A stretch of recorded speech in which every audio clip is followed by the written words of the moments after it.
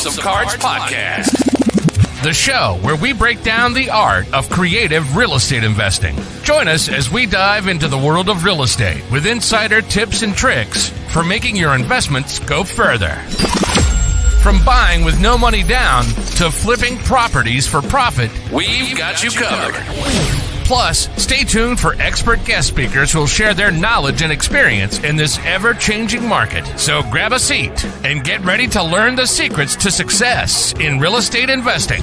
And now, from Alaska to New York, your hosts, Chris James and Jesse Stanton. Yo, what's going on, guys? Happy freaking Saturday. Let's go. Let's turn this up to 11. Guys, turn the volume up. Let's have a good time today. I'm really excited. We have an amazing and phenomenal guest, one of my very most BFFs in the entire world. As you guys can see, it's just me today. Chris is out on an account of he is prepping to get into some warmer climate. He's going on a cruise. I'm like, Chris, I'm staring at 9 feet of freaking snow, bro. Like, take me with you, you know? Isn't that what friends are supposed to do? So Chris is going to go get some for both of us. He's going to go get some sunshine for both of us this week, and he's going to send some on up to me, hopefully. So I've got a special guest coming on today, but before I bring him on, if you guys are not part of our brand new Revolt community, you guys need to get in here like yesterday. Okay. As you guys know, I love music. You can see behind me, I clearly love music. I've been around music my entire life. My parents introduced me when I was a very young lad. I remember going and sitting in the back of my parents' car. We'd go to my dad's softball games. And on the way to these softball games, we were listening to MC Hammer. We were listening to Janet Jackson. We were listening to Madonna. We were listening to Kiss and Metallica and Van Halen and Guns N' Roses and AC/DC and Def Leppard and just all these amazing bands. And so I have my parents to thank for my affinity for music. I absolutely love music. Now, as you guys know, I'm really obsessed with Kiss. I love the band Kiss. I love the story about Kiss. I love everything about Gene and Paul and what they have created. And one of the things I love, and I've shared this with you guys many times, but it's so good that it's worth repeating here. Those two got asked in an interview how they came up with Kiss. You guys know who Kiss is by now. I mean, we're in 2024. I don't need to explain to you what happened, 30, 40 years ago when Kiss was formed. They have the makeup, the costumes, the flames, the blood, the swords, the imagery, the theatrics. I mean, it was really something that was unparalleled back in the 70s. And when they got asked in an interview, hey, how did you come up with this? How did you guys come up with this stuff? They said, you know what, honestly, like we just sat down and we created what we would have loved to see as just fans of music ourselves. We just created what we wanted to, what the type of concert that we would have wanted to go to is just fans of music ourselves. And I've never forgotten that in literally just everything that I do, just as a real estate investor, as a friend, as a mentor, I always look at opportunities, connections, relationships through that lens. What type of support or servitude can I provide to this group or this individual that I would have wanted to see when I was in their shoes? And so while I'm not putting on concerts yet, I think that's going to be down the road. I think that's why I got into real estate, so that I can buy back my time and I can go start a garage band. I can go get back into it. Chris, myself, Pam-tastic in the comments. Thank you for being here, Pam. Angel Miller, James Hostert, Marky Mark and the Funky Bunch. There's a handful of us, James Eager. There's a handful of us that have come together and we've created something that we wish would have existed when we first got into real estate. Now, I remember when I jumped into real estate, my first mentorship I paid for was $23,000. I didn't have $23,000 at the time. I put it on 2 credit cards. And I was fortunate enough to be able to take that risk and bet on myself. I'm not saying if you don't want to take that risk or if you don't spend $23,000 that you don't have the same enthusiasm. Not saying that at all. That was just a risk that I was willing to take. And I understand that that's not a risk that's that's fit for everybody. And so because of that, we created something that I wish would have existed when I got into real estate. So if you don't have thousands or tens of thousands of dollars, great. Listen to me. I've got you covered. Okay. If you don't have $1,000, great. I got you covered. We've created something that you get all the support that you need Monday through Friday. We have Zooms. We have a private community. You guys have the ability to interact with all of these coaches and ask any questions that you need, provide any kind of support you guys need. And you know how much it is? It's $47 a month. We created an environment that we wish would have existed with the kind of support that we needed when we first started getting into real estate without coming out of pocket thousands or tens of thousands of dollars. For $47 a month, people who are broke can afford to bet on themselves. If you guys want more information about this, reach out to me. This is something that's been very, very amazing. It's been neat to see the changes that we are making in people's lives, the impact that it's having. For $47 a month, you get clarity and understanding and coaching on how to underwrite, all the transaction coordination and paperwork things that you want to know. We go over all of that. There's coaching every week. We go over acquisitions, lead generation, negotiating. We have book clubs. We talk about raising freaking capital. We talk about all of these things every single week in a private community where you guys have access to all of those things. You have access to all the recordings, accountability groups for $47 a month. I understand when you look at either the cost of a book or a mentorship course, class, program, whatever it is, I understand there's like this cost to risk analysis here.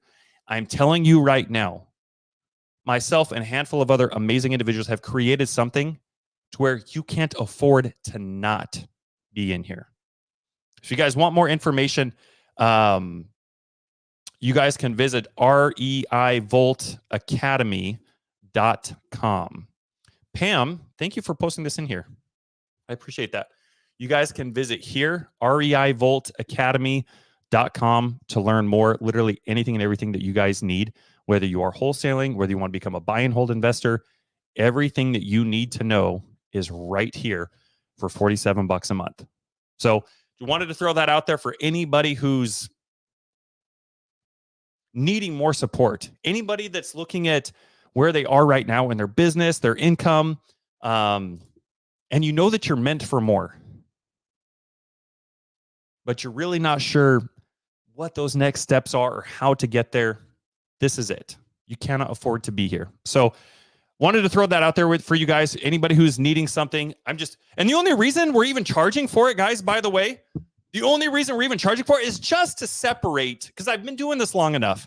It's just to separate people who are actually committed versus not committed. Okay, the result, the thing of this is to get you guys the results that you're after.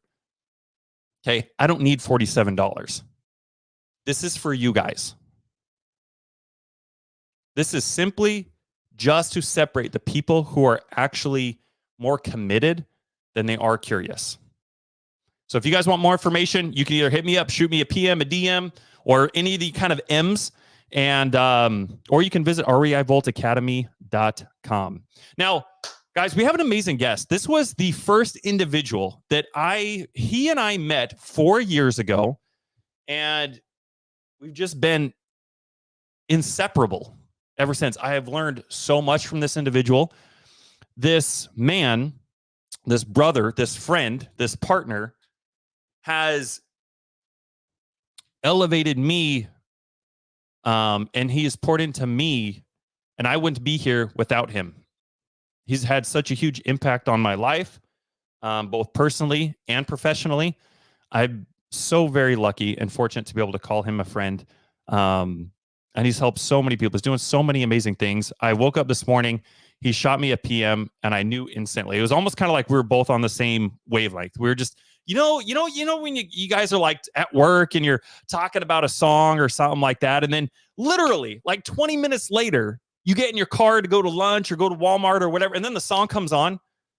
Like, it's one of these things. And I knew it. I was like, dude, him and I are we're riding that same wavelength today. He was flexible and willing to come on the podcast today. And he's done some really, really amazing things. So we're going to get into some awesome stuff today. So first and foremost, guys, thank you for being here. Thank you for giving me some of your guys' time today. I intend to never waste your guys' time. We're going to have a lot of fun today. We're going to learn a lot of new things. Thank you guys for being here. Mark, Freddie, thank you. Pam, Michelle, I love you guys. Sincerely, thank you guys for being here. I really appreciate you.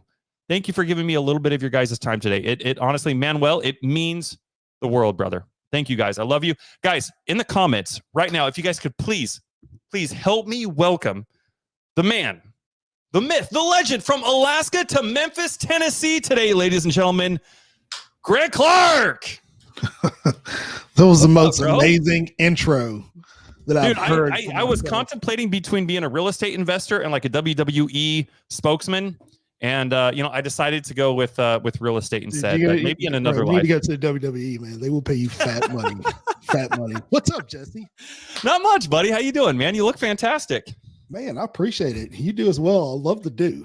Thanks, bro. I'm kind of in this weird hair transition right now. I was gonna grow it out, and it's like too long to style it the way I did when it was short, but it's not long enough to lay the way I need it to for a longer hairdo. Yeah. So anyway, there's lots of changes, man. There's lots of changes. I have not shaved since the last time you and I saw each other on camera. And I don't believe it. I was worried, dude. To be honest with you, I was a little worried. When you texted me this morning and you said, yes, you'd be willing to come on the podcast today. I was like, man, I haven't shaved since the last time Greg saw me. Is he even gonna recognize me? Bro, like I was going through, I was answering some of my DMs, and of course she's like just popped up, and I was just like, shut up, Jesse. I was just like, I gotta mess with my guy, man. I hadn't talked to you in a couple of weeks, and I just had to mess with you. But no, it's cool, man. I appreciate you bringing me on today. I'm sure I can drop some value and some nuggets for some of the folks out there in the audience.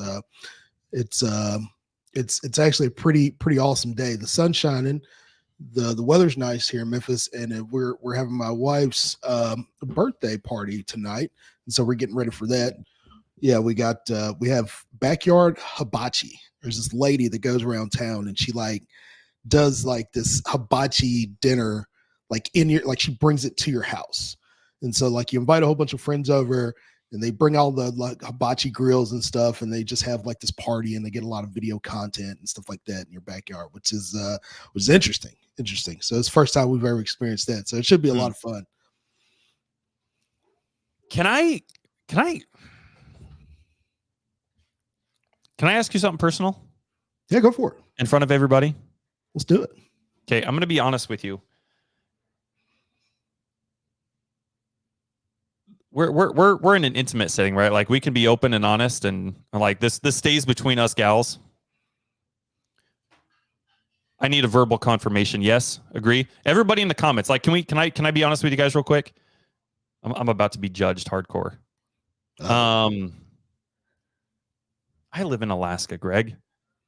I very rarely even see a human being in person.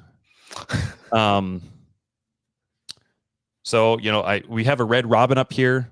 Fortunately, we have a Walmart. I don't have to go out and kill a moose every night when I want to eat. So I don't get to see and witness a whole lot of things that you folk in the lower 48 do. What does it mean when somebody brings over hibachi? Man, it is. I can literally hear you judging me. No. That was okay. That was actually my phone. That was something else. You were judging somebody else. Got it. Okay. Yeah, it's a seller that's calling me. It's all good. No, I got it. Okay. Yeah. No. So hibachi is. You never been to Benihana's, man? A little Benihana action. I've heard it. I've heard everybody in the lower 48. Everybody who's not in Alaska, by the way. I refer to everybody who's not in Alaska, the lower 48. So I know it's a thing down there outside of Alaska. If you don't live in an igloo, then yeah, you got some of these other. Things. Yeah. So pretty much hibachi is it's been done in a lot of Asian restaurants, Japanese restaurants. We have one right down the road that we like to go to a lot, And but flat top grill, Asian inspired, food, fried rice, veggies. But the hibachi is they cook it right in front of you. That's the whole deal with hibachi. They Oh, cook it okay. right in So front of they'll you. fling like a cooked piece of broccoli into your mouth or something from the grill. Yeah, something like Oh, that. okay. They spin the spatulas. They put on a show for you, pretty much. And it's interesting because we've never had somebody that actually came out to the house to do it. Like, it's always you go out to a restaurant and they put on a show for you at the restaurant. Like, you go out for the entertainment, but she brings the entertainment to you, which is actually pretty interesting. It's been an interesting day for me so far because it's like I can pull a lesson, or I can learn something new like every day, or pull a lesson out of any experience. Because it was interesting when we found this lady. We found her on, I think it was Craigslist? No. It was social media. She had a video out there. Okay, a little more. Right. And this is something that I'm going to talk about a little bit later on. But yeah, she had a video out there, social media, and of course that's how we found her. Looked like people were having a grand time, really good experience with her, and so we ended up booking her, and it seems like it's going to be great. First time we experienced her, but we had to rent some tables and chairs for the event, and of course totally forgot to do that. Been a busy week. Just started on a new flip this week, and it's been a pretty crazy week, man. And I totally forgot. And so last night she's like, "Do you order tables and chairs?" I was like, "No." And so I get on Google My Business, right? Like I get on Google, find somebody's Google My Business page, and it's a guy who does tables and chairs, and he closes at, I think it was like 8:00. I was like, perfect, I'll just go pick him up. I get on there, and the guy's like, what do you need? I said, man, honestly, I just need like 25 chairs and like 3 tables. And he's like, cool. He was like, send me your address and I'll drop them off in the morning. He's like, wait, you're gonna drop them off? He's like, yeah, we'll drop them off in the morning. I was like, perfect. And so this guy shows up in my house this morning, and of course I'm a chatty Cathy, right? This dude shows up and he's got a truck full of stuff. He's got tables, he's got chairs, he's got like bounce houses, jumperoos, he's got everything. And I was like, man, I was like, you got a busy day, don't you? He was like, yeah. I was like, is this like a side hustle for you? He's like, yeah, man. It's like his main job. He does like IT or whatever during the week. But I was like, so what all do you rent out? And he starts just naming off like all this stuff, like concession stand equipment and like just all this stuff, man. And I'm just like, holy cow, this is crazy. This is America, man. Like you could literally just go get tables and chairs and rent them out for people who are like me, last minute, forget to order tables and chairs, and make you a quick buck. Like it's insane. Like if you have a little bit of like, tenacity, about you, a little bit of like inspiration or some kind of idea, and a little bit of, fire behind you to make it happen. I mean, it was crazy, and so we chatted for a little bit, and he makes pretty good money on the side on the weekends. Wow. Renting out tables, chairs, concession stand equipment. He was telling me some of the things that that he offers, and I was just like, wow, man. Like I never thought of that. I never thought that like that could be a business, right? And this guy, 100%.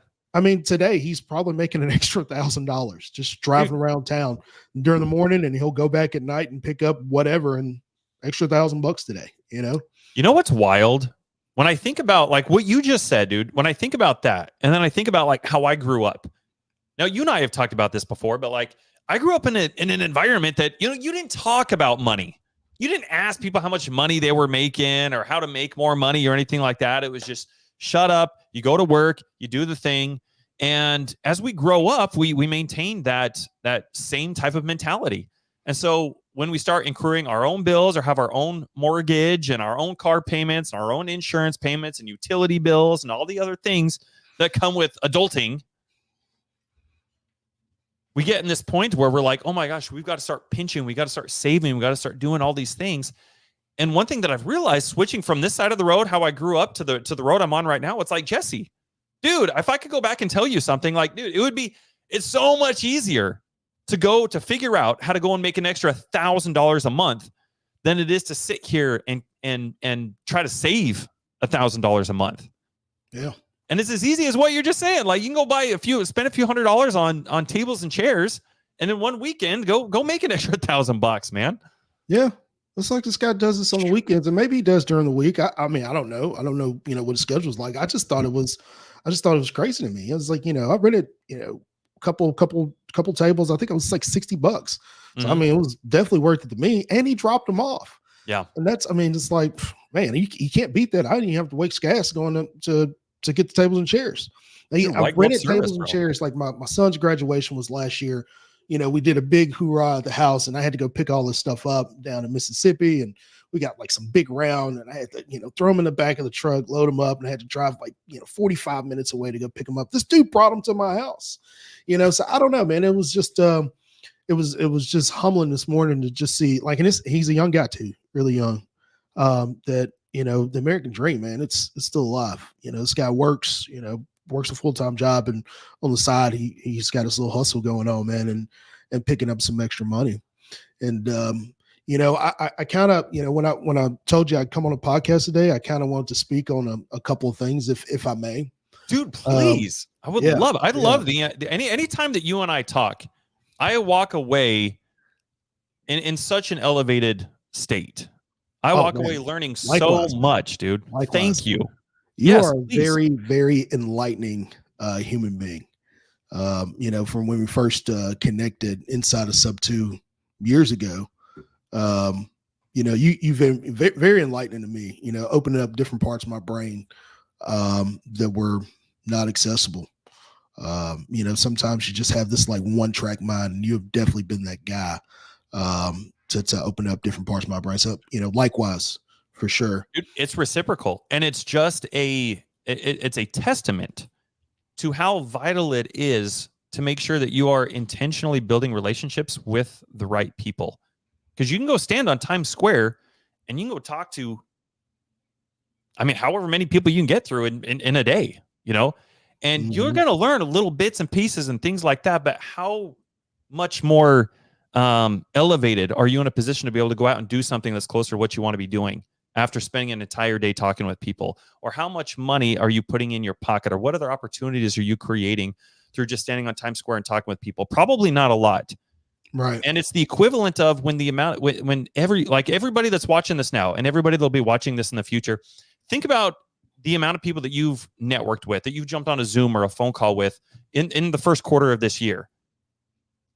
How many of those individuals are pushing you and holding you accountable? Like, how meaningful are those relationships that you've built? How much money are you making now from all the relationships that you built over the last 3 months or the first quarter of the year?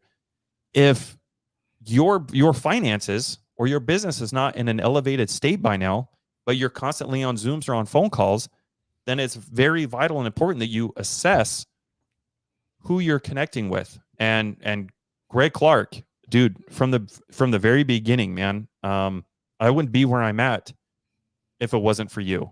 And it's just neat to see how you and I have been able to continue pouring into each other, and how just the growth and everything that comes out of it, man.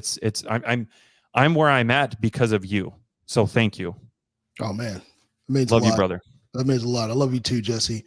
Jesse is one of my near and dear good friends. We met first year in Sub 2. This is back in 2020, and we've never fell out of. Do you still have that picture of me? The picture of me, like I sent you when I got my first like Sub 2 hat, like, and when it came in the mail. I remember you had this picture of me, and you like saved it on your like your what was it, like your yeah, my screensaver, dude. I made a screensaver out of it. I turned it. Yeah, it was my phone wallpaper, bro. Anytime I unlocked my phone, it was you. Man, we had good fun. Jesse's my dude. But yeah, man, I really want to touch on some things here today, just because like I had that moment with the guy earlier that was dropping some things off, and I was just sitting there thinking, like, you can literally pull opportunity like out of anywhere, as long as like you are providing a solution to somebody else's problem, right? Mm-hmm. And providing a solution to somebody else's problem, that's what makes you desired. That's why people like seek you out. Or if people don't seek you out, when you get in front of people and present your solution to their problem. That's why they want to hear what you got to say. And I mean, honestly, that's how everybody makes money. They solve problems, right? Yep. This guy literally, I forgot to order chairs. I forgot to order tables and chairs. And this guy, not only did he come to save the day so I could, allow everybody to sit in my backyard. We were doing this hibachi thing. He also brought them to my house, right? Like I didn't have to drive to pick them up. So, I mean, that was really good. But when it comes down to everybody out there in the audience, I can't really see, I don't know how many platforms we're on. I don't do the podcast that often, but I don't know. Is everybody making money in your businesses? Is everybody, doing well? I'm going to tell you what I do, and I'm going to tell you what my week was like. So I primarily help homeowners who are facing foreclosure. These are homeowners that I help on a daily basis. I just had a lady that just called me. We just hired a moving company to help her move some things out of her house. She's probably wanting that credit card number so she can pay the guy. So I'll give her a call back here shortly. But this is what we do. We help a lot of homeowners out of foreclosure, and it is a very, very rewarding experience when you can stop somebody's auction, 1 or 2 days before the auction when they had nowhere else to turn to. And we make pretty good money doing it. Mm-hmm. Just this week, past 2 weeks, I actually lost one of my guys that goes around and helps me knock doors here in Memphis. He'll be back. He just his job has been pretty demanding, which required me to get back out and kind of get hands-on, go out to knock as many doors as I could. And just this past week, and knocking on these doors, I ended up knocking on a guy. I think it was last Thursday. It was my wife's birthday when I knocked on this guy's door. And I had the worst day knocking doors in a long time. I mean, it was just taxing. I mean, one door after another slammed in my face. Just one of those days. Just one of those days, man. Yeah. Just one of those days where you can't get right. Sometimes you're stumbling over your words at the door. You're not in the rhythm, And I think I said, you know what? I'm gonna hit one more door. And I hit one more door, and I said, I'm just gonna turn it off. And I think that day I hit like 16, 17 doors or something like that. I think one guy had cussed me out. I think one guy, I had almost got to the point where I had words with him at the door, which is a no-no, right? Really? Well, I mean, it wasn't words. It was just like frustration of like, why won't you let me help you, right? Yeah. It's like, I'm the guy that it was kind of one of those moments. It's like, man, what do you think it makes sense to talk to somebody who like knows this like the back of their hand? Maybe you can like steal some secrets from me. It was just kind of one of those situations. And, it was something that I've never done before. And actually going that route, it made the conversation last longer than it would have had I not went that route, which was interesting. But I drove home, mm-hmm. and on my way home, I got a call back from a note that I left on the door. And on the same guy's door? No, this is one that I had door. hit earlier. I think it was probably like door number 3 or 4 mm-hmm. That I hit that day. And a guy called me back on the way home, found the note, and had a conversation with him. Went over, sat down and talked to him, had an appointment. And then later on that week, we ended up getting a contract on the house. And they're going to make a decent amount from a house that they're 2 weeks out from losing from auction. Mom passed away, and it's a $31,000 deal from knocking a door and leaving a note. And we have a lot of people in and around our community that they struggle to get their first deal or find a rhythm. And one of the things that I try to be transparent about, it's literally about service, and it's about help, right? 100%. Absolutely, it is. And knocking doors is a really, really like it's a scary thing. It's an intimidating thing, and sometimes it gets to the best of all of us. And I mean, if you just kind of push through a lot of it, man, like you'll end up on the other side of it, winning. And so, like, for anybody out there that's like struggling to get their first deal, trying to figure out how to get into real estate with no money out of your pocket, knocking doors is paramount. And Real the reason quick, I like it so much is just because it's all about service. No, sorry, I didn't mean to interrupt you. I'm just curious, like, how many people in here are still trying to get their first deal?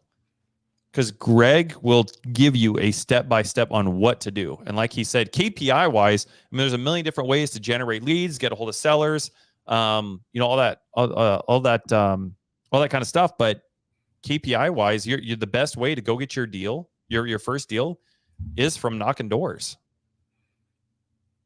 And Greg's built his entire business from doing this. And there was a key thing in here. I just want to go back to it. Something that you said that I want to make sure it didn't just go in one ear, out the other, or just kind of fly over everybody's head. And this was actually something. Tanisha's here. Thank you for being here, Tanisha. If you guys don't know Tanisha, go click on her profile, go follow her. She puts out some really, really amazing content, especially if you guys are wanting to get into MTRs.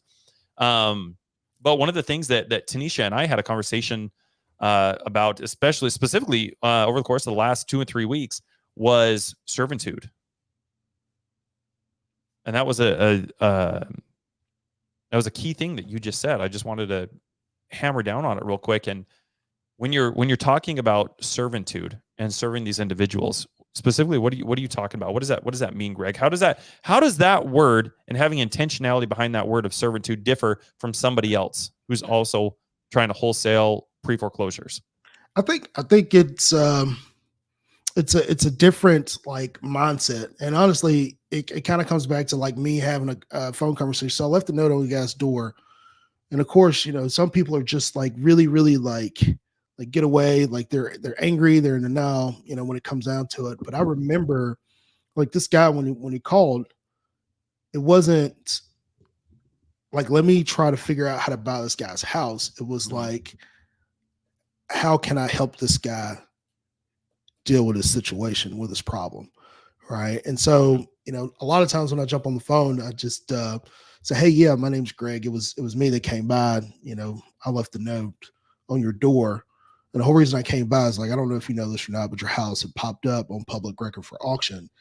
And then I immediately go into people that I've encountered, and hopefully I can hit one of those like pain points that they're dealing with, either job loss or like a family member that's passed away or something like that. Mm-hmm. And with this guy's situation, of course, that's the first thing that he said. He was like, "Yeah, my mom, she passed away.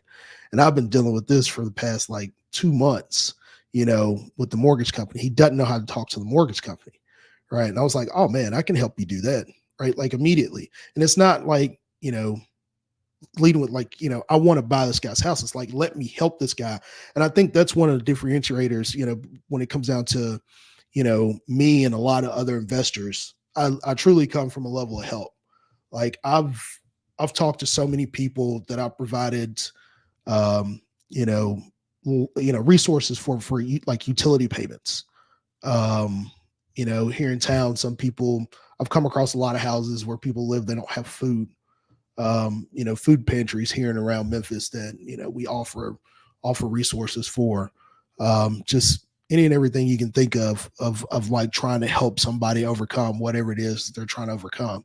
And be honest with you, man, a lot of people in foreclosure, like they, sometimes they just want somebody to talk to and somebody just to hear them, Absolutely. Hear their frustration that's going through the world. And so when it comes down to servitude, I think sometimes people don't understand that you have to be a little bit selfless in some of these endeavors to actually truly win.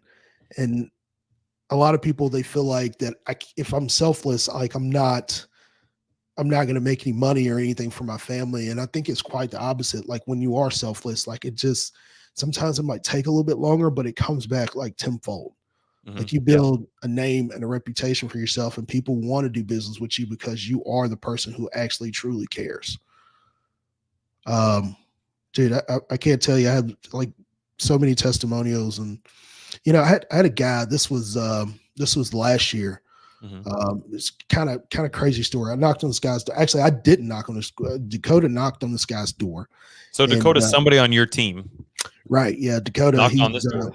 yeah. He's Dakota's a beast, man. He's one of the most consistent door knockers, hands down that I've had on my team. But he had to go back to work. He works for the Ford plant, and they're working. They need electricians like crazy because they're behind schedule. So he's working like 7 days a week, 12, 15-hour shifts. Oh my gosh. Like it's yeah. Oh, he's making some bank, man. But they are taxing him right now. But I love that guy to death. But this guy that he knocked on his door, he had one of the most interesting stories that I've ever heard or dealt with. And this guy, his daughter was murdered by her baby daddy. Like this guy who was up for foreclosure, his daughter was murdered in his house by the baby daddy to the daughter, right? Oh my gosh. Yeah, crazy. And the whole reason he was up for foreclosure is because he went through a year-long custody battle with the other grandparents over custody of the grandkids. Like that's crazy, right? Like they were behind on their mortgage because they spent like so much money fighting for custody of their grandkids because they wanted to be in those grandkids' lives. And so I sat at this guy's kitchen counter when I went to an appointment, and man, I lost it with him. Like it was one of the most emotional appointments I've ever been on in my life. And this guy, he didn't want to sell. He was retired. Him and his wife went back to work so they could, try to pay down that mortgage. I think they were like $18,000 behind. And I'll tell that guy any and everything I could to help him, like postpone, stop his auction. Went over there a couple times, sat down with him, provided some resources for him, and man, he ended up getting a loan modification on his mortgage and stopped his auction. And he was extremely grateful for me and my time and coming to spend it for him. And like what you said, it's like leading with that service. I reached out to him a couple of weeks ago because I've been really trying to get some more testimonials. Yeah. Up, and he was like, man, I have no problem, giving you a review and or testimonial just to let everybody know that you were the real deal. And testimonials are powerful. But this guy, he actually stopped his auction, or he thought. And so one day I was actually it was in my backyard. I forgot what I was doing, but he calls me out of the blue, right? He sent me a text, and he was like, Greg, help. And so I called him back and I said, hey man, what's going on? He was like, I stopped. He was like, I stopped the wrong foreclosure. I thought it was this loan. He's like, I got a second. He said, I got a second position loan. That's the one that's foreclosing. I was like, oh crap. Like, I didn't know he had two liens on his house. I thought he was just dealing with the first. And so, he was like, what do I do? And this auction was like the next day. And this is already late. It's like 2:00 in the afternoon. And I was like, wow, man. So I said, I'm going to tell you two things. And I said, for one, I'm going to go ahead and prep you for bankruptcy. That can be something to, stop it. And, I was just going to tell him exactly where to go to downtown and, step by step on what he needs to do. If he wanted me to come pick him up, I would, because he can hear it in his voice. Wow, like he was shaking. But it's like, I've been down there several times, and so I know exactly where to go. So I was going to coach him through that. But I said, before we go through that, I said, this is what we're going to do. You're going to hang up the phone with me, and I know you're at work, so you're going to go hide in the broom closet, and you are going to call that lender. And I told him, I said, do you remember the first time that I sat down and talked to you and how emotional I got? He said, yeah. I said, I need you to tell those people the story just like you told me. And so he hung up the phone and he called him. He went in the broom closet and he called him because he was at work. He called me back an hour and a half later, and he was in tears on the phone. He said, I don't know where you came from, but God bless you, because they stopped this auction. He told the story just like verbatim what happened and how he felt. He started crying on the phone. He said that they had put him on speakerphone in the conference room. One of the ladies had to get up and walk out of the room because he told like graphic details of everything that happened. But it's, it's crazy that you could, you could learn a skill to be of service to somebody, and then you could literally just have a conversation with them and change something so important in their lives. Like, that makes me feel good. But this guy, he's current on his mortgage payments. He's got a loan modification on both of his mortgages now. Him and his wife are back working. You know, they have the grandbabies. They're happy.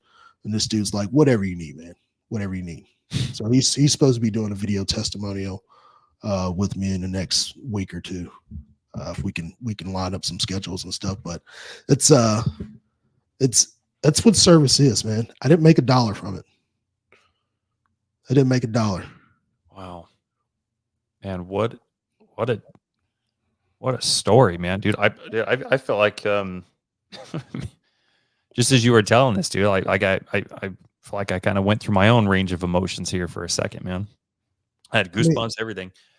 Dude, I can't tell you how many people that I come across with that are dealing with a foreclosure situation that have something that's similar. I mean, some people it's just as simple as, well, somebody passed away and I can't talk to the mortgage company, but a lot of times it's not. Like, people don't have food, people don't have electricity on top of somebody passing away, right?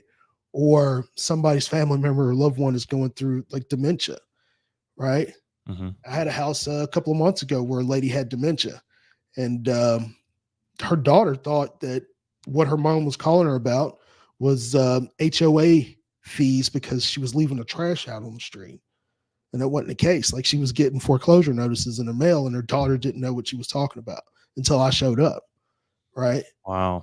Yeah. And just letting them be aware, you know, of what's going on. There's so many people that don't know. And so it's a humbling thing to be out there and, you know, help people out of foreclosure. Absolutely.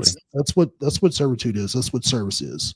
And it's not leading with the dollar you're going to get in your pocket, but leading with service. And everything comes back around, man. It's interesting how all that works, man. For everybody, dude, the comments are just phenomenal. I'm having trouble trying to just even keep up with the comments over here.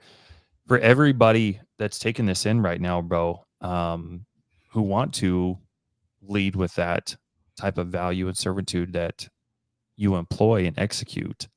For people who aren't familiar with the foreclosure process, like, how do you stop an auction? So when there's a couple of different ways that you can stop an auction. A homeowner can stop an auction themselves if they reach out early enough in the foreclosure process. A lot of people don't realize that, like, there's a federal law. It's called dual tracking, and what it states is that lenders, institutional lenders, cannot they can't try to hurt you and help you at the same time. And what I mean by that is, if you ask for loss mitigation or a loan modification 37 days out from your auction, by federal law, they have to postpone your auction while you go through that process. And a lot of homeowners don't know that. And that's one of the first things that I lead with, because most people, they want to stay in their homes. Yeah. And so it's kind of baffling to them that, like, somebody who's an investor would come up and, like, tell them how to keep it their home, right? That's what's, like, different than, you know, from me, than most investors. But they can stop it themselves by asking for a loan modification early enough in the process. If they pass that 37-day mark, by law, they don't have to stop it, but a lot of times they still will. Communication with the lender is, like, key. But on the other side of that, if they can't get it stopped that way, the only other way to stop it is, for them, is probably bankruptcy. You know, bankruptcy is a method that somebody uses to stop the foreclosure in, like, you know, minutes before the auction starts. But I never recommend anybody do that, because I've seen the devastating effects of people filing bankruptcy. I've heard bankruptcy attorneys tell me that, like, bankruptcy is just a joke. I've seen a lot of people go through it, and it's just a devastating thing to watch people go through. On the investor side, though, you know, we utilize a lot of different tactics to get you know, auctions postponed, and one being that, you know, if we could show we have the proof of funds, you know, to purchase the house, and, you know, we can reach out to a lender and ask for a postponement to allow us to go through title and escrow. And a lot of times they'll do that. for us.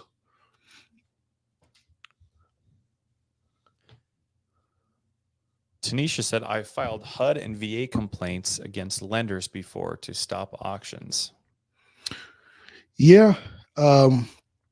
That's really interesting. So I don't do a lot of my postponements myself. I actually hire it out, but I do remember one that was, I think it was last year that we got done, and how we got the auction postponed was, we challenged the validity of the foreclosure. And what I mean by that is there's foreclosure laws in every state, and lenders, they don't foreclose on people. A lot of people think it's the lender that's foreclosing on me. They don't. They hire attorneys to foreclose on you. And the reason why is because, let's say if it's Wells Fargo or, some other big name lender, and they lend in all 50 states, but every single state has different foreclosure laws. And so they're like, well, we don't want to learn all this stuff, man. So what they do is they hire a local attorney that knows all the foreclosure laws in the state to make sure they're doing everything, above board. And I mean, why cut your grass if you have the money to pay somebody to do it, right? Right. And so they hire somebody to foreclose on you, and they have to go through the proper steps that a foreclosure requires in that state. And if they don't, then the foreclosure can be challenged and proven invalid. We're kind of getting in the weeds a little bit, but I actually just pulled off a recording recension because somebody accidentally foreclosed on a property that was under bankruptcy protection when they thought it was lifted. I just pulled this off a public record on a property that I'm trying to close on the end of next week. So yeah, there's different laws to each state, and if somebody forecloses by not following those laws, then for sure that you can actually ask them to postpone the auction pending review of the legalities of how they foreclosed. Interesting. Wow. So it sounds like there's a handful of different ways to go about mitigating, or at least, now to be clear, it's not really stopping the foreclosure. It's kind of delaying it, right?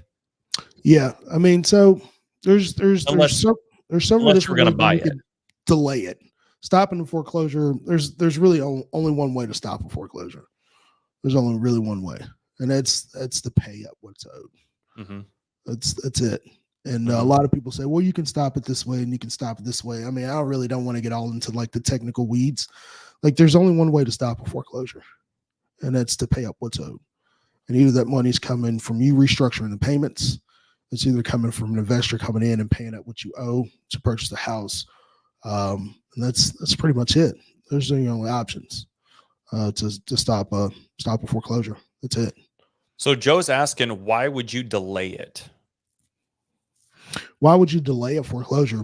Well, you want to delay a foreclosure because, coming up to that point before the foreclosure, like nothing is on your record, right?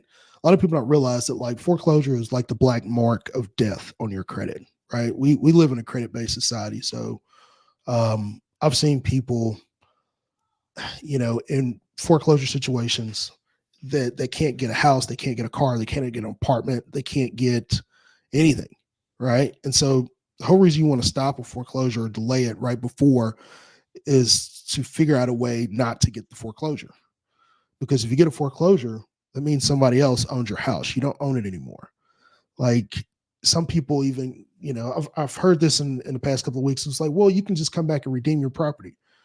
True, if you come up with the money, all $186,000 to pay off what's owed and pay off what somebody bought your house for at the auction, you can redeem it, but you still get the foreclosure.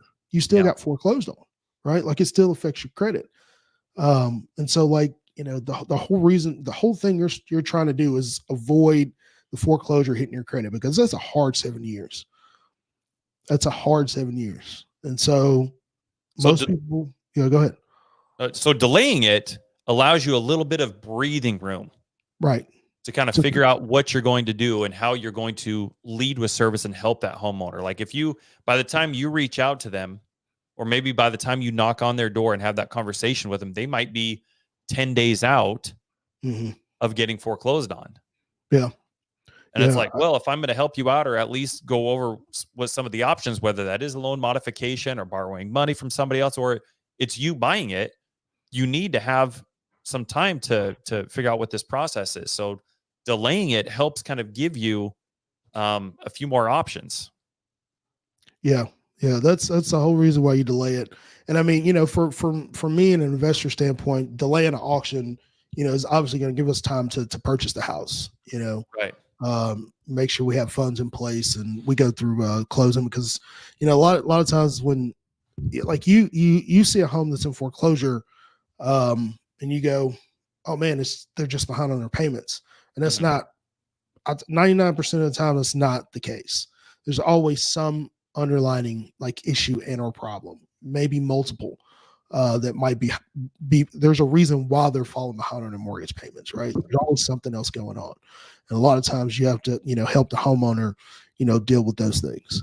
And I always tell people, it's like, you know, we do business with people, not houses, right? And so when we go in, it's 100% about the person and helping them find a solution to their problem. And the byproduct is we get the house for a discounted rate.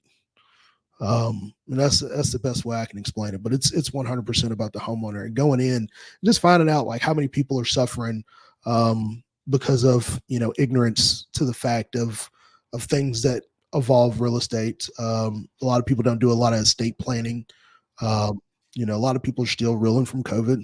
Just bought a house. This was a couple of months ago where a guy had lost his job during COVID, and he got like $10,000 behind. Of course, he got another job, but like he's playing catch up. He can't catch up. He was like $10,000 behind. He was like, man, I can't, you know, catch up. And for him, it was like, I either get foreclosed on, I lose my house and get this black mark of death on my credit for 7 years, or I sell my house and put 57 grand in my pocket and go put down a down payment on another house, right? Something smaller and more affordable. So he was like, you know, it was a no brainer for him. He was a pretty cool guy we worked with, but you know, I kind of bring it back. When I was talking about videos earlier, you know, in the podcast, I kind of want to bring it back to that and let everybody know, like, whatever business that you're in or around, I think one of the biggest things that is taking the nation and the world by storm right now is videos.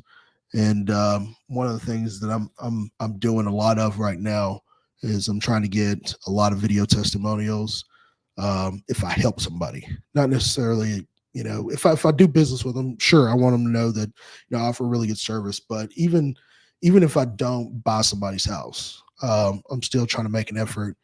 If I help them in some shape, you know, or fashion, to get a video with them, because I think that adds a lot of credibility to you as a person or you as a company. So like, no matter what everybody's business is, whether it be lending or you do a lot of fix and flips, or, you know, you're door knocking, you're going after foreclosures or whatnot, I think whatever your business is in, just try to make as many videos as you can. I went to a mastermind for my photo booth company.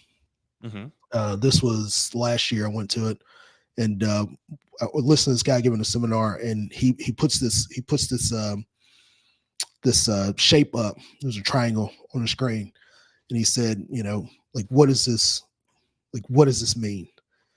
And nobody can answer it. And then he brings in a background, and everybody realizes that it's a play button, right? Play button's a triangle. And he was like, this symbol will dominate and rule the world for the next 100 years, right?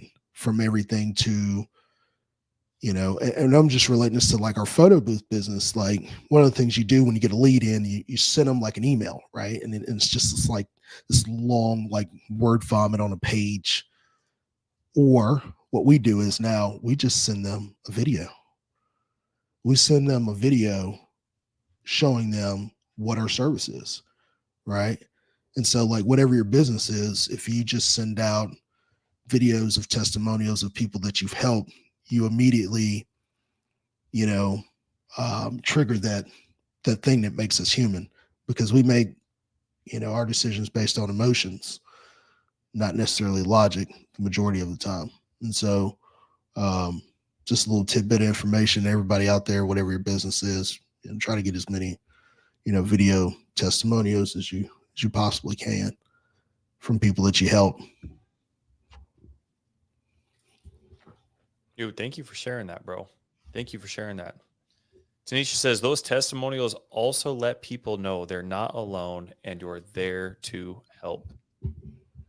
Yeah, 100%. I think that's one of the great things, man, because a lot of these people in these situations, I mean, they're getting just inundated, man. They're just getting hit up from, I mean, by the time I get on the phone with somebody, I'm the 10,000th investor to call some of these people. And if you can have a video or a website that has, some of these testimonials explaining the situation that they were in, the fact that they've been hit up by other people who weren't able to help out, or they were slimy, or whatever. Mm-hmm. And then Greg comes along and is just leading with that servitude leadership, leading with value, leading with love, and leading with abundance, and not chasing the dollar, just there to be a resource and an asset first and foremost before anything else. That speaks volumes, man. I mean, it's one thing for you to sit there and sit inside of somebody's living room or on somebody's doorstep kind of explaining some of these things, but it's different to be able to have somebody else who is in a very similar situation, if not the exact same situation that they're in, and be able to leverage their credibility. I love everything you said, man. I think that's 100%. I think that's so powerful. So tell us a little bit more, like, what are you doing right now? It's 2024. We are officially now in second quarter. What are you up to? You mentioned you just got a flip. Yeah. We just closed on one. This was probably about 2 weeks ago. We closed on it. Now, I ended up losing my main contractor, my main guy. He was actually, went to the mastermind back in end of 2021 for SIP 2. And, I came back with this like who, not how, mentality in it. So immediately when I came back, I found this guy, and he's been phenomenal. Like who, not how. I literally was just like, here's my budget. Here are the photos. I needed to look like that house. Let's go. And he was running like 20 flips at the time. Oh my gosh. I mean, he was solid. Like he's like, do you want a rental? Do you want retail? Like, what are you going for? Mid grade, high grade? You know what I mean? You just let him go. Wow. I pop over there, every once in a while, walk some people through, do what I do, right? Showcasing Right. This is what we do. And but he just went and got a job doing new construction. Which I mean, I can't be happier for the guy. I mean, he's still my main dude. Anytime I got a question or whatever, give him a call, he answers. But I went through last couple of weeks going through like a transition phase. It's like I gotta find another Bob. And man, I've been getting quotes left and right on this thing, and I just found my new crew, and they're solid. I did, man. Dude, that's the hardest part, man. That's the hardest part, is finding a freaking contractor who gets it, who's consistent, who shows up, who responds. So this is crazy. I took a painter by there last Monday, and I was at Lowe's an hour ago. I was getting some string lights for the backyard for this party. And I get a text message from my painter. It's like, hey man, I got the quote for you. And little does he know, like I already had a crew that came over there. And she worked it. She worked me. She came by there and she gave me a quote because I'm doing this like patio conversion. I'm gonna shoot some content. I'm gonna put some content out around it on my Instagram and stuff. But I'm doing this like patio conversion from this like crappy add-on. And I was bringing her over there to get a quote from that. And she ends up walking through. She was like, well, who's doing a trash out? I was like, I got this company. They said they were going to do it. She was like, well, I'll do it. And I was like, all right, well, how much? And she was like $500, right? I was like, all right, cool. So I was like, what's going to be left? Like, what all y'all trash out? She was like, everything. I was like, when you say everything, like what do you mean everything? She was like, nothing will be left but walls and a slab. I was like, everything. I was like, cabinets? She was like, gone. I was like, carpet? She was like, gone. I was like, $500? She was like, yeah. Vanities? Gone. I was like, done. and I got the shed in the backyard. And this other company was going to charge me like $800 to like demo the shed. And I was like, well, how much for the shed? And she said $800. I said 800 for the shed. She goes, no, 800 total. I was like, for everything, for trash out and the shed. So it was an extra 300 for the shed. So I was like, all right, cool. So long story short, she knew what she was doing. She ended up getting like the whole job for the whole house for me. And we just started. It's the first time I've worked with this crew. We just started yesterday. And in 3 hours, they had the complete house demoed. Everything. The house outside, inside of the house, like everything's done.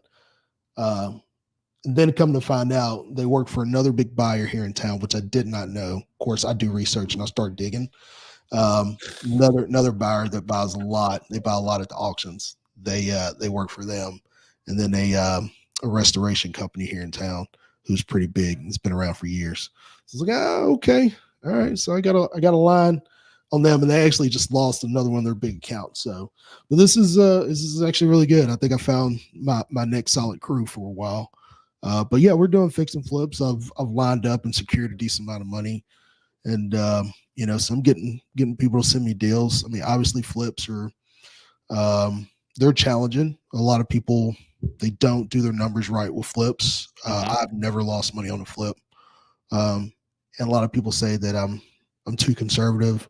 It's like, no, I just try to make sure that, stuff goes the way I need to. From my first flip, man, I never lost money on one. I think I made like 35 grand on my first flip. And everybody thought that was an amazing feat because most people lose money on their first flip. Yeah. But yeah, we're doing some fix and flips. We've secured a lot of money for that. We're still door knocking. We're still doing assignments. I think right now we probably have about 110 K in assignments in escrow right now. So we're rocking and rolling. Dude, you're cranking out, bro. Are you guys just doing the Memphis greater area, or? Yeah, as of right now, and this is one of the things that everybody goes through these mistakes and phases. And at one point I was trying to do a lot, and I was trying to go all over the place. And what I found was it's like focus is how you really start to stack skills, capital, and different things of that nature. And so what I did was I just really kind of niched down back to Memphis. And after I did that, like everything really started like taking off for me. Again, it's really hard because so many people. I mean, I got you in Alaska, Jesse. This is what's dope, man. Like I know somebody in all 50 states, right, that I can have a conversation with about real estate and what goes on in and around. And that's so dope. It's so dope, but it's so easy to get distracted and get pulled in 30 different, ways that you can make money in and around this business. So many of them. But kind of niching down and making sure you're focused on what you're doing and being consistent at what you're doing. Like that's where you're going to see the most success. I went out because my guy Dakota, kind of backed up from knocking doors. And in the past month, I went back out and I kind of went hard in the paint, as it were. I was talking to my other buddy, Justin Tumanowski. He was like, man, what have you been up to? I was like, man, I've been out like hitting doors. He was like, oh man, you're back out knocking? I was like, yeah, man, I went back out and started knocking down. My lead started falling off because, I lost Dakota. He was like, well, how's it going? I was like, man, I've been knocking for about, 3 weeks, a little over 3 weeks, got 100 grand in escrow. He was like, what? He's like, man, it's crazy. He's like, that's a crazy skill to have. Like, how can you go like knock on doors and just line up deals like that? 6 figures in a month, dude. How can you do that? Yeah. That's what focus gives you. Dude, I am a firm believer, dude. Consistency will outperform talent. It'll beat talent every freaking day of the week. Yeah, I listen to a lot of Jim Rohn. I love Jim Rohn, dude. I mean, he's dude. I used to have him in my ear for 2 hours every day before I, started in a restaurant. 9 o'clock until 11 when we opened. headphones in, Jim Rohn. And one of the things he says, which is dope, is like you make up in numbers what you lack in skill. He says you make up in numbers what you lack in skill. You know, which means that like just you're purely based on volume, right? Like I knock doors, right? And so obviously like I know some things to say at the door, or I got some mannerisms that I've like honed over time, right? That's like a skillful thing because I've done it, you know, better part of 3 years, 4 years. But anybody could beat me at knocking doors if they just knock more doors than me. Yeah. That's what's crazy about it. Yeah. That's what's crazy about it. And it's true. It's And so you know true. what's great about it, Greg, is you don't have to know everything. You don't Mhm. have to be excited about it. You don't have to be enthusiastic about it. You could have two people that are just complete opposites. They don't like it. One of them knows anything and everything about it, and they just absolutely love it. And the other one is the exact opposite. But if they knock the exact same amount of doors, they're going to get the exact same amount of results. Right. Right. That's what's awesome about this whole thing, dude, is anybody can do it. And it's not about what you're capable of. It's about what you're freaking willing to do. That's what this whole thing comes down to. And to be honest with you, most people just won't do it. Yeah. Yeah. And I mean, I think that's it with a lot of stuff, man. You know, it's literally going through the suck. And I bring this reference up all the time about like everything being relatable to everything in life being just like learn how to ride a bike. And the reason why I bring that up is because like it's the truth. Like I said this to my son back when he was you know, when he was young, he was doing wrestling. And you know, I don't want to tell the whole story, but like he started it, he wanted to do it. Some kid pulled a move on him, put him on his head, his neck, some kind of freaked him out. He didn't want to do it anymore. And it was a moment where I had to come up with something profound to say as a father. Like, you know, you've had those moments where it's like, oh, this is a dad moment. Like I got to come up with like something real to say, right? Yeah. Like nothing joking. Like I gotta, all right, like this is a moment right here. Yeah. Right. I'm about to shake my kid. This is what he's going to share in 40 years from now. Right. Yeah. This is one of those moments. And so he wanted to quit. And I was like, no, man. So I had to go back to the bike. And it took me a minute to think about it, but I was like, man, you remember, like I remember like teaching you how to ride this bike. Like I was with you every step of the way, and you pedaled, you fell. You pedaled, you fell down. You pedaled, you failed, you scraped your knee. You pedaled, you fell down, you cried. Right? You pedaled, you fell down, you hit your head. Sorry, he didn't have on a helmet, guys. Don't judge me. But like after 1,001 tries, eventually you got it. And now you know how to ride on two wheels. This dude literally, his car broke down. He's 18. His car broke down. His fault. No, I'm not fixing it. So he put his car in the shop. And I told him, I was like, if I'm available, I will give you a ride. I'm sorry. I'm not a harsh dad. I just put a little pressure on my guy to grow. Mm-hmm. He's been riding his bike 13 miles to work. Right? One way? Yeah, one way. 13 miles. 13 miles. And then he'll work like a 7 or 8 hour shift or whatever, you know. But like here's the thing though. Like I remember teaching him how to ride this thing.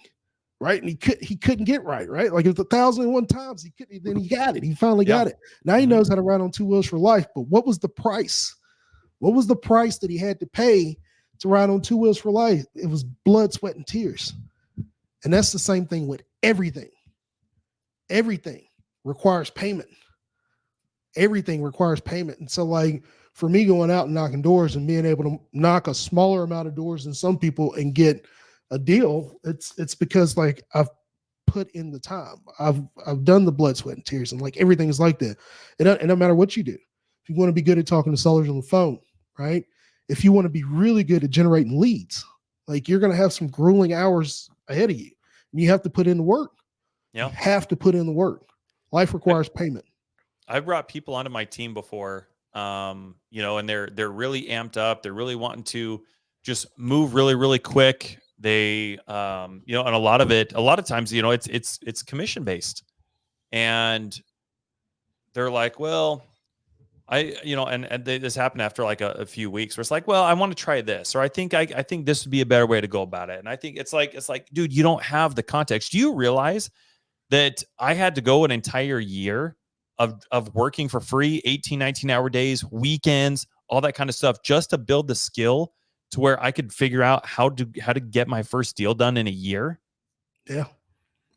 Like you I think- have to go through that process. It's not just, hey, I want to try this for 2 weeks. It didn't work. I think Let me go try this. You dude, have I to think put it what in. you You have to should go, ask "That's those cool." people is, like, let me ask you a question. Do you think if a 70-year-old never rode a bike before, they can just jump on it and ride it? No. Right. And they would probably say the same thing. And then you ask them, it's like, so why do you think you can? Like, life requires payment, right? There's a cost to everything. Dude, whether you do it or not do it. I door knocked through the pandemic when like nobody was getting foreclosed on. Like I door knocked through the pandemic. I tell everybody, like, I started door knocking on hard mode, Mhm. which, like, everybody I'm knocking on their door, like, we are not getting foreclosed on. Nobody's getting foreclosed on. There's a moratorium on foreclosures and I'm door knocking. Like, I got one contract that Pace locked up for me. And then I remember that. yeah. Not another deal for the rest of the year. This is like August all the way to the end of the year, nothing. And then all of a sudden, the moratorium is lifted. And me sharpening this axe for 6 months. Like, I'm doing this on hard mode. I'm trying to find my way in, trying to keep this conversation going at the door. Me doing this for 6 months. Yeah. Going into the next year when the moratorium was lifted, it was just like, this is the sharpest sword out here. And I'm just chopping them down left and right. Yep. But I had to pay the price for. Dude, that's what this whole thing is all about, man. That's what this whole thing is all about. Yeah. I saw somebody posted up here. I'm not sure who this is, but they said, "Hey, I'm driving with my friend and their kids to Wisconsin. Can you please say hi to all of us? I don't think they believe we're friends." I would love to say hi to you. Greg would love to say hi to you. But for some reason on our end, you haven't allowed StreamYard access to share your name. And so you're coming up as Facebook user. So I'm not sure who it is, but I probably Hello, Facebook user. Do what? Yes, of course we're friends, Facebook user. That's hilarious. That's funny. Well, dude, share with me real quick as we're kind of wrapping this up, dude. And thank you guys for staying. Dude, this has been phenomenal. It literally does not feel like we've been at this for an hour and 12 minutes. Anytime we ever talk, dude, it's like it goes by like that. And it's like, holy dude, we've been on the phone for 3 hours. This is insane, dude. This is awesome. Bro, I talked to you, I think it was about 3 or 4 months ago, and it was like 11 o'clock my time. And I remember I went to bed. My wife, she was in there snoring. She said she doesn't snore, she snores. But it was like 3 o'clock when I went to bed, bro. It was like 3 o'clock. It was like, this is what happens when I talk to Jesse Stanley. We go off the rails. We go off the rails, man. Dude, I love it, man. We have a great time. Everybody, this has been phenomenal, man. The comments have just been enlightening and engaging. And thank you guys for being here. I hope you guys have gotten a lot of value from this. As we are, and by the way, if anybody knows who that person is that's driving from Wisconsin, please let us know, because from our end we can't see it unless you guys grant StreamYard access to share your name.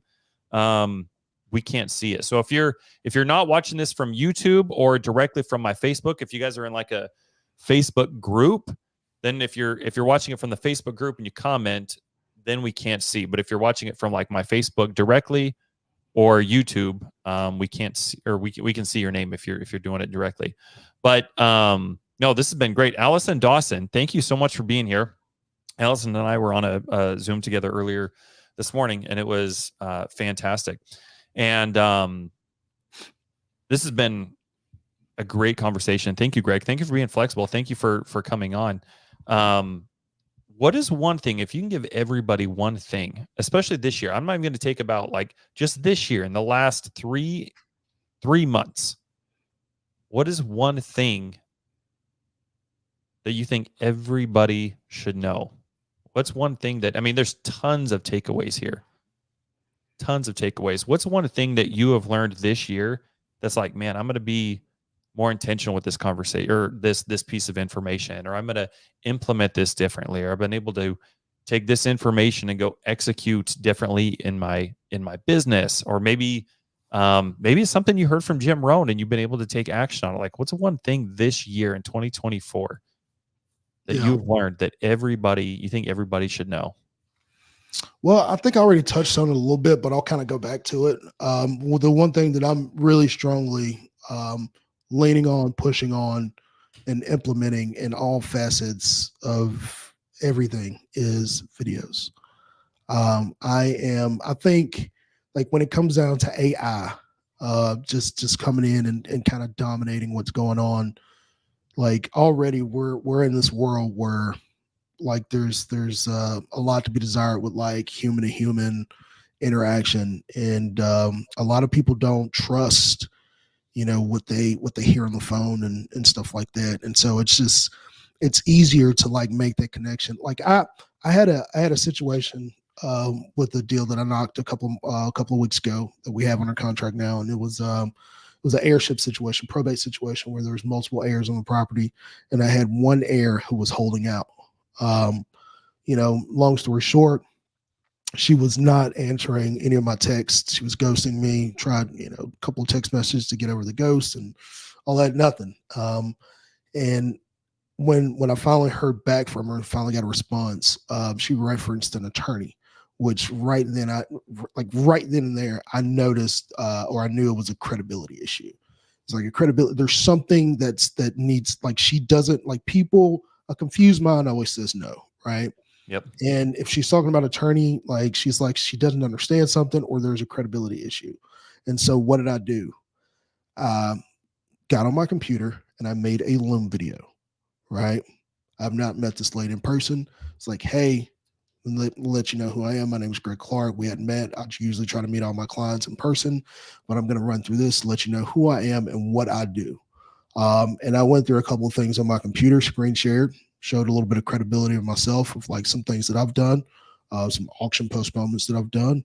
Here's my attorney, yada, yada, yada. And then I went through and explained in detail what we had to do to get her transaction over the hump and what's, in front of us. Sent her the link to the Loom video. She watched it. Next morning, she signed the contract. It was eye-opening. Yeah. I think videos and credibility is going to be huge coming up here in the next upcoming year. So that's one thing I can leave everybody with, is that. And then also, I will let you know, me and my business, I am, talking to a lot of people on a daily basis all over the country that have questions about foreclosures. I am trying to help as many people as possible. If I could, Jesse, I wouldn't mind sharing this Facebook group. I don't know if I can put this in the chat. I legit have this written down to ask you to share that Facebook group. So thank you. Yeah, this is it's the Pre-Foreclosure Prevention Network by Greg Clark. I don't know if how to access the chat on the StreamYard. Not the most technologically. Here, let me see if I can join the chat. Let me see if I can copy and paste this and throw this into a thing, and then I'll share it. Okay. All right, guys, we're going to get a little creative here for a second. Okay, here we go. So screenshot this real quick, guys. And then real quick, what was the name of it? And I can throw that up there as well. It's called Pre-Foreclosure Prevention Network by Greg Clark. I actually just accessed the comment section. And here is the name right there. Hopefully that goes through. Yep, that's the name of it. And so what I've started is a little small community. We're a small group. I'm trying to grow it, but I want to be a resource for people like nationwide. It's like, hey, we're trying to get an auction postponed.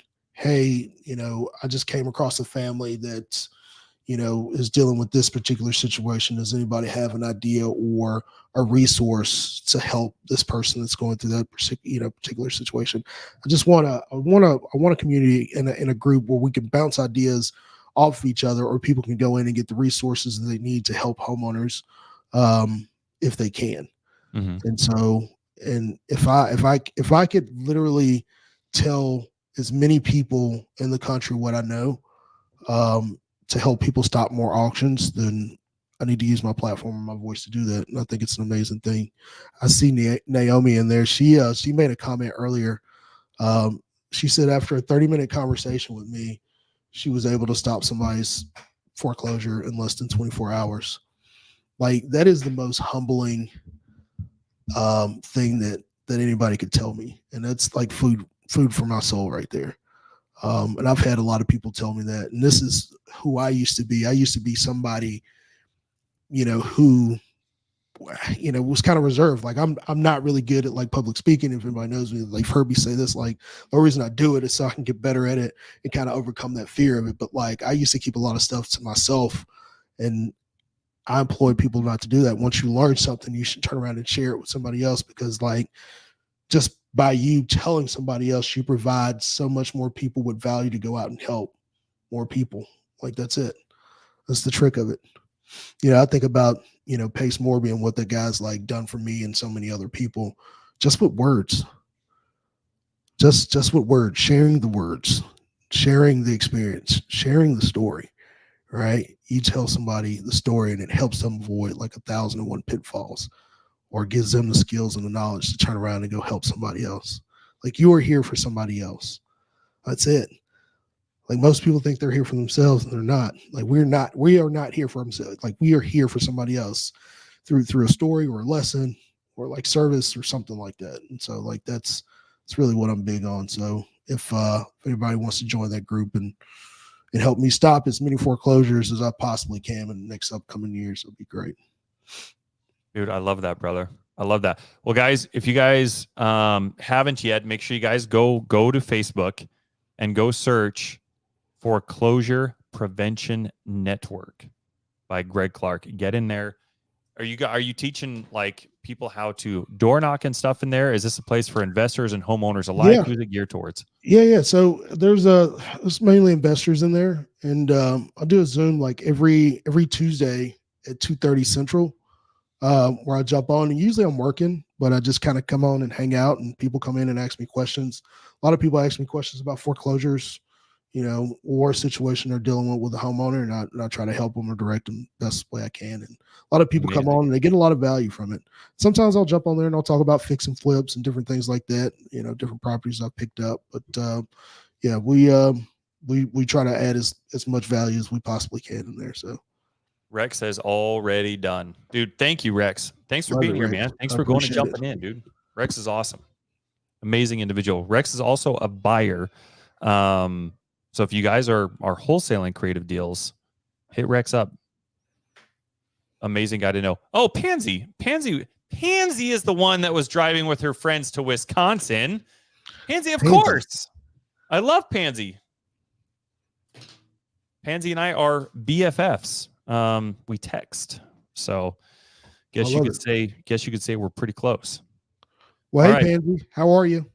Naomi says, just request access to the group. Greg, looking forward to doing deals with you, bro. Love it. Yeah, let's do some deals. Let's make some money. Let's help some homeowners out. Allison said, just join the group. Dude, awesome. Well, Greg, bro, I love you. Thank you for being you. Thank you for everything that you do. I'm here because of you. So thank you so much, man. I appreciate you more than you know.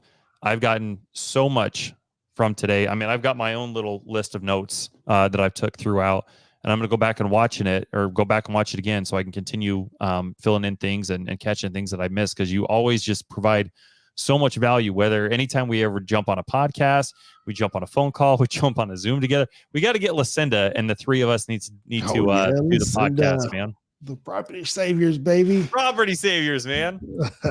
Thank you, dude. Thank you so much for all that you do. Thank you for coming in here and serving. Thank you for serving everybody here. Thank you for being a leader and serving me. Thank you for pouring into me so that I can pour into other people as well, brother. I love you, and I hope your wife has an amazing birthday. I hope you guys have a wonderful time this evening. Well, yeah, there's some shenanigans afoot. There's definitely some shenanigans afoot. But no, Jesse, I appreciate you having me on, and likewise, brother, I love you, and thank you for being a friend. Love that, dude. Yeah, you're welcome, man. You're welcome. For those of you guys in Sub 2, we have I host a meeting in Sub 2 every single Saturday. It used to be called Friends with Benefits. Greg, did you know that? used to host a Zoom on Saturdays inside of Sub2. It's on the weekly Sub2 schedule called Friends with Benefits. Oh, looks like Facebook user had a question. Yeah, go ahead and post your question real quick. I'll go ahead and kind of filibuster here real quick while you're doing So I didn't know you had. It took me a while to figure it out that you had like this Zoom that you were doing in Sub2 called Friends with Benefits. But then as soon as I saw the name, I was like, that's interesting. And so I actually popped in just to see what was going on. Yeah, is this G rated, or is Jesse out here like what matchmaking people in Sub2, or what's going on? And I think the one that I jumped in, I mean, dude, it was like value overload. I mean, I want to say like Jesse, you gave oh man, tremendous amounts of value. I mean, like it was like mind blown from the first like 5 minutes I got in. And it wasn't dating. I wasn't matchmaking, by the way. No, you were not. Maybe in another life. You were not. I think the one that I jumped in, you were discussing. I think you were talking about finding the right person to bring into your business, and you got like really, really deep on it, like so deep and so like granular that it was like literally a step by step like process on how to bring somebody into your business to work with you or for you. And it was just, oh man, it was deep. It's like, this is what Friends with Benefits is. Oh no, it was We're great. Getting value here. Yeah. It was tremendous amounts of value. That's funny, dude. Well, thank you for being there. Thank you for the kind words. It's fully received, brother. Dude, but I ended up having to change the name over the past 3 years, like where you are and like what you're doing and like the person you see. It's insane. It's insane. Dude, well, likewise, bro. And it's awesome that we get to go through this together. Like I've just been so stinking intentional with making sure that I love to connect with anybody and everybody, but I need to make sure that I'm specifically having the right conversations with the right people so that I continue growing. And then kind of like our friendship, our relationship, our brotherhood, dude. Like all we do is just pour back into each other, dude. And it's like, it's incredible, man. It's awesome. But yeah, so we had to change the name from Friends with Benefits because the idea behind it was understanding what your avatar is, what your superpower is, how to monetize all of this. And the issue that I've had in the past, and I know a lot of other people have had in the past, and people are still having this issue, is that they are wearing all the hats in their business. They're literally doing all the things. They will literally go do their own lead generation, their own skip tracing, their own CRM organization, their own follow-up. Then they're calling all their own buyers, and then they're raising their own capital. Like they're doing all the things, and there's only so much time in the day. And then they wonder why 6 months or 12 months or 18 months down the road, they're still in the same position. And so the idea behind it was we all come in, we gain some clarity around how to focus on the one thing, getting some intentionality behind it. And then there's kind of like, it was supposed to be like a speed dating networking type of Zoom where you get this clarity. And then I get it. Friends with benefit. Like the benefit is we get to come in and benefit from your skill and your skill and your skill and your skill. I focus on one thing. Right. But too many people thought I was legit out here like matchmaking people. I thought you were being dirty, bro. That was the point. Like, Jesse's a dude, He's just a dude. Jesse's really taken since I've known him, he's taken an interesting turn that I hadn't seen years prior. Friends with Benefits. Interesting. Bro, I know how many kids you got. I know what's up. Facebook user has a question for you real quick before we hop off, Greg. A friend of mine just recently lost her trailer and wondering if there is a way to help her out. If she's already lost it, I would probably venture a guess no, but you're kind of the expert on a lot of these things here. Yeah, I mean, I guess the question is in what way, you're trying to help her. Are you trying to find like housing for her? I mean, is she in a situation where she's struggling for food or what problem are you trying to help her out? I think that's what you really have to define. And then, try to reach out and find some resources. It could, I don't know if you're saying that like she lost her trailer to like a foreclosure situation. I don't know exactly what you're saying there, but I would try to like clearly define like what helping her entails, because like a lot of people, I'm telling you, like there's a lot of people that I talk to that don't want help. You know, they say they got their situation taken care of, and they end up in the situation where they don't have it taken care of. And real quick, my last story, I had a lady, this was last year. I talked to her in January, and I was training a lot of people to go out and knock doors at the time. We talked to this, we set up an appointment, talked to her, you know, and I never really push or ask anybody to buy their house. I just present options to them, right? And I talked to this lady, her dad had passed away. She was disabled. Presented an option to her. She wanted to file bankruptcy. She said, bankruptcy, I'm in a situation where I don't want to leave. We can restructure some stuff. I said, perfectly fine. I respected it. Her sister advised against it. She still moved forward with it. In June, she ended up calling me back.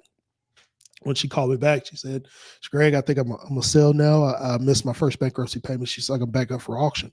And I said, okay, cool. So I went through the due diligence, see what we could pay for the house. I think at that time she was going to put about 10 grand in her pocket from the sale of the house. Long story short, she got cold feet, and then she ended up going back and refiling bankruptcy to go back under bankruptcy protection.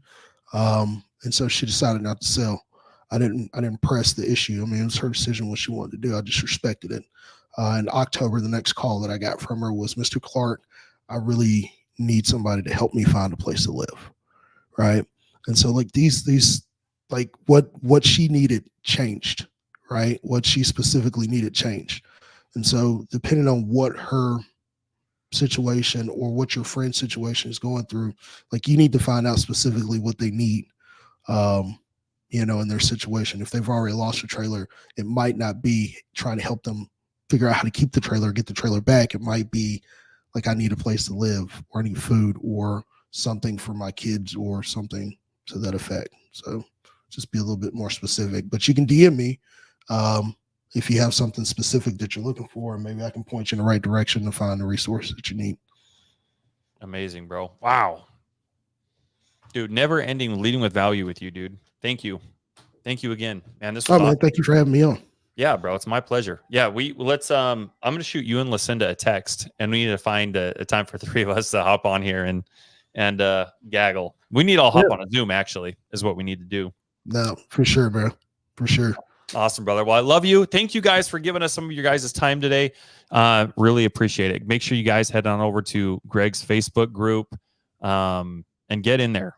Get in there. He's doing some amazing things. He is consistently pouring into it, giving people to anywhere around him. I saw you were on the Daily Dial this week, weren't you? Yeah, I do the Daily Dial in sub 2 on Tuesday mornings.